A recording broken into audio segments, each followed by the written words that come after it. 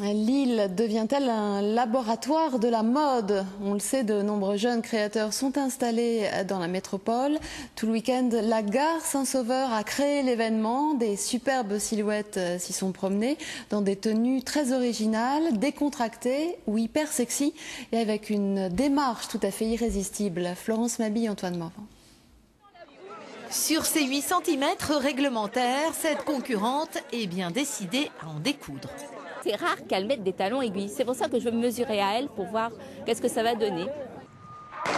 Face à elle, une dizaine de jeunes femmes sur la ligne de départ de cette glam run traduisait course de talons aiguilles. À l'arrivée, pas de chevilles foulées et une gagnante qui nous livre le secret de sa victoire. Un bon entraînement en bout de boulot. La motivation aussi. Ouais. On pensait que c'était les salles debout, il y avait moins 90%, donc on a couru.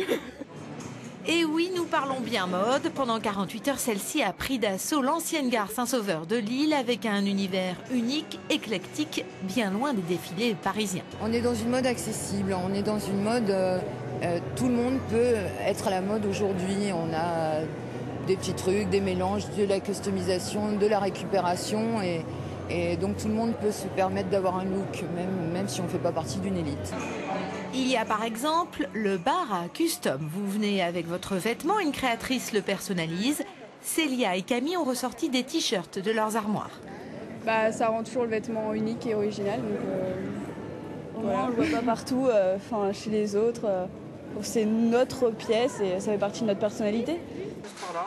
Et parce que de plus en plus, les créateurs s'inspirent de la rue, ce photographe a saisi les gens pour un freestyle casting. Sarah et ses amis ont à peine 15 ans, déjà un style bien à elle. Leur vie, elle ne l'imagine pas sans la mode. C'est beaucoup, c'est important. Ouais, c'est important, je trouve, d'être bien habillé, on se sent bien dans nos habits, tout ça. Moi, quand je suis mal habillée, je me sens pas très bien. Et puis quand je suis bien habillée, ça va. Et ce soir, une fashion party signera la fin de ces 48 heures de mode. Sur la piste de danse, il y en aura pour tous les looks.